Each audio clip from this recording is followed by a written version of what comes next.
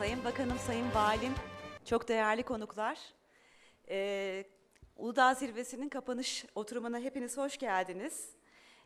Bugün burada 2 gündür bu zirvede Türkiye'nin ekonomik kalkınmasına dair, dünyanın ekonomik geleceğine dair çok değerli istişarelerde bulunduk. Gerçekten çok doyurucu, çok ufuk açıcı fikirler ve tartışmalar dinledik.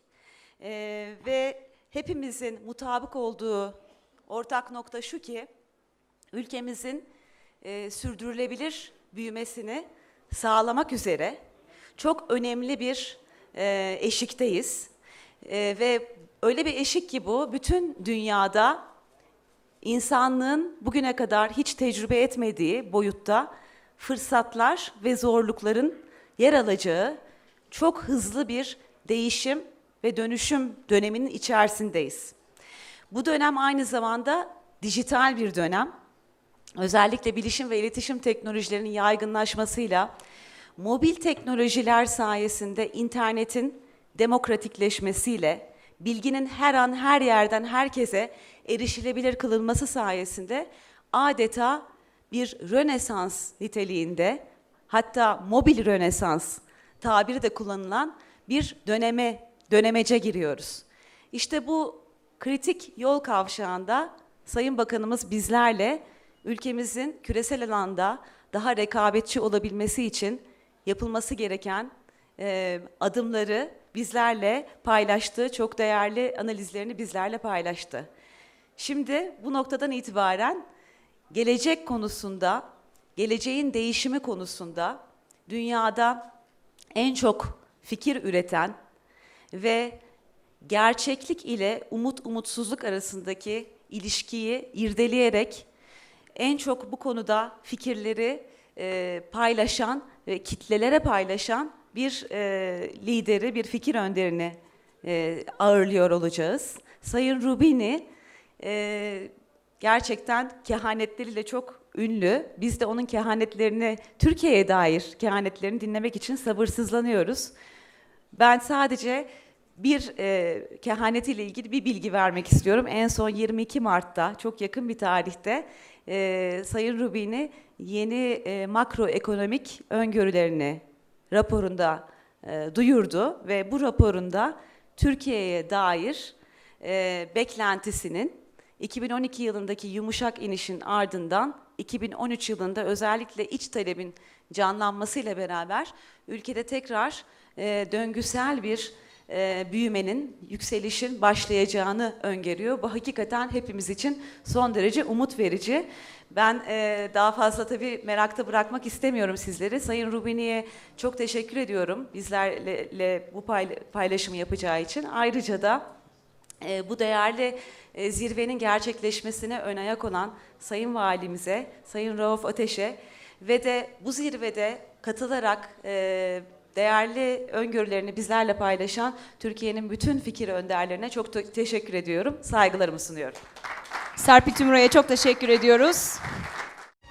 Ladies and gentlemen, distinguished guests, distinguished policy authorities, business leaders, it's a great pleasure and honor being here and being able to present my views about the global economy and about Turkey in this great forum. It's always a pleasure coming back to Turkey. I happen to be born in Istanbul, even if I'm not Turkish by origin, but I feel almost like an honorary citizen of this country. It's a great country with great economic and social opportunity, where economic policies are going in the right direction, where there is a lot of dynamism in the business community. There is a lot of opportunity for increasing economic growth over time. So I'm going to speak about the global economy. I'm going to also make some remarks about the economic successes that the country has had in the last few years and also some of the economic challenges that it faces as well. So I'm going to start from the world. I'm going to then concentrate also about Europe and then specifically speak about Turkey in particular. Now, if I had to characterize the global economy today, I would say it's a mixed bag. There are some positive trends. There are some upside risks. There are a number of things that are improving, but there are plenty of challenges, difficulties, and also downside risks. So a fair characterization of what's happening in the world has to be considering both the positives, many of them are happening in emerging markets, for example, or even in places like Turkey, but also some of the economic difficulties and challenges, some of those occurring in advanced economies. If I had to give you a sort of a prediction of global economic growth this year, I would say the global economy is going to grow around 3%, but that 3% is the weighted average of strong economic growth in emerging markets. The typical emerging market is going to grow around 5% this year, stronger in emerging Asia, softer in other parts of emerging world. And the rest of the world, the advanced economies are going to grow only 1%. And even that 1% hides quite a variance, because economic growth in the US is going to be better than 1%. But in most of the Eurozone, you're going to have a recession. Even in the United Kingdom, you're going to have a near recession. And there is a beginning of some economic improvement in Japan. But the point is, economic growth tends to be strong for reasons I'm going to discuss in most emerging markets, with few exceptions, and remains still weak, anemic, and fragile in most advanced economies. Now, if we were to think for a moment about what has happened in the financial markets for the last few years, in the last few years, financial markets have been very volatile. There have been periods of time where risk aversion was low, risk was on, and people were pouring into risky assets. And there were periods of time where instead risk aversion was high, risk was off, and people were pulling out of risky assets. And the shocks that led to this risk on, risk off were driven by the global financial crisis, by the problems of the Eurozone, by geopolitical problems in the world economy. Now, if you look at the last 6 to 9 months, since the summer of last year, in most markets, things have improved. Risk aversion is lower, asset prices are higher, US and global equity are higher, emerging market equity are higher, credit spreads have been reduced, sovereign spreads in Italy, Spain, and other European countries are lower, commodity prices are higher, and money has been flowing to emerging markets, to their bond markets, to their equity markets, and so on. So the last few months have been a period positive for financial markets.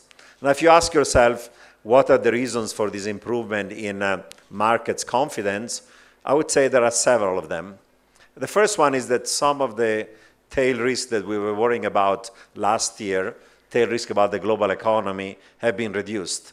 If you just go back to last spring of last year or last summer, there were 4 things that financial markets were worrying about.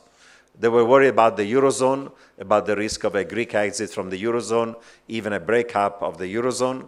They were worried about Italy and Spain losing market access. Today, thanks to a variety of policies, including those of the European Central Bank, those tail risks have been diminished, not eliminated, but been diminished. Secondly, last year, around this time of the year, US economic growth was slowing down to a crawl. There was worry about the fiscal cliff and the fiscal drag that the fiscal cliff would cause. That problem has been resolved, and therefore the tail risks coming from the US are lower. If anything, US is accelerating in its growth rate. A year ago, people were worrying about China. Chinese economic growth in the first half of last year was slowing down to around 6%. People were worrying about the hard landing of China. Thanks to the policy taken by China, that tail risk has been reduced, and therefore there is better sentiment. And finally, about a year ago, oil prices were rising sharply because the fear premium was rising. That fear premium was rising because in the spring of last year, Israel was saying, we're getting tired of negotiation and sanctions. They are failing to convince Iran to give up on the nuclear option. We might take military action. The US was successfully able to convince Israel to be patient, to give another chance to negotiation and sanction, to give the job of trying to convince Iran to give up on the nuclear option, and therefore oil prices fell, and that tail risk was also reduced. So these 4 tail risks in the global economy have been lower than they've been a year ago, and that certainly is a positive. Secondly, the positive things that helps financial market is that while economic growth in most advanced economies has been anemic last year, very mediocre economic growth, and actually in the 4th quarter of last year, economic growth was either negative or close to 0. was negative in the Eurozone, was negative in the United Kingdom, was negative in Japan, and was close to zero in the United States. People say bygones are bygones, let's forget about the past, let's look at about the future. And if you look at the forward-looking indicator of economic activity for advanced economies, they're looking better. They're looking better in the United States, they're looking better in Japan, they're looking better in the United Kingdom. They're still very mediocre in the Eurozone, but they're not in free fall anymore. So people say last year was pretty mediocre, but maybe economic activity is going to accelerate. The third factor is helping financial market is a massive wall of liquidity that is chasing assets. Monetary policy has become even more aggressive and more stimulative in most advanced economies with new rounds of quantitative easing. The US Federal Reserve is doing another round, QE3, of quantitative easing, open-ended with a target on the unemployment rate. The Bank of Japan under Kuroda is going to go under a new round of quantitative easing. The Bank of England has moved from quantitative easing to credit easing and is expected under the leadership new of Mark Carney to do other rounds of monetary easing. The Swiss National Bank is doing unsterilized intervention in a limited way to prevent the franc from appreciating. That means printing money. And even the European Central Bank that has been lagging behind did the ONT program last summer, and based on my conversation in Frankfurt about 2 weeks ago, I think it's quite likely that with inflation falling in the Eurozone and economic activity being subdued, they're going to cut interest rates sometime quite soon. So all this liquidity is chasing assets, and therefore all this liquidity is going to US equities, global equities, emerging market equities, is going into credit instruments, is going to sovereign debt, is going to emerging markets, is going into commodities. And that supports the asset reflation. And as asset prices go higher, positive wealth effect lead to people to consume more, to invest more, and that can enter into a more virtuous cycle of stronger economic activity. So those are the positives that are occurring right now. But we have also to recognize that especially advanced economies remain very fragile. As I pointed out, growth in most advanced economies for the last few years has been very mediocre, has been anemic, has been subpar, has been below trend. Why has been the case? The last recession was not a typical recession, but was a recession caused by a financial crisis. And a financial crisis caused initially by too much debt and leverage in the private sector, households, financial institutions, corporations. But now as a result of the response to the crisis, massive fiscal stimulus, there's been also a sharp rise in public debt and deficit. So the crisis started with too much private debt, and now we ended up with too much public debt in most advanced economies. And history and economic analysis suggests that whenever you have too much private and public debt, there is a painful process of deleveraging. You have to spend less in the private and public sector to save more or save less in order to gradually reduce those debt and leverage ratio. And that implies slow economic growth for many years. Usually this cycle can take up to a decade to do the deleveraging. That's why economic activity and growth has been so weak in the United States, in the Eurozone, in the United Kingdom, in Japan. The only exceptions being countries that are commodity exporters like Canada and Australia that have benefited from rising commodity prices driven by the demand of countries like China. But most of the other advanced economies have been very fragile. So economic growth in most of these advanced economies is weak, and now there is also the impact on this economic growth deriving from fiscal austerity.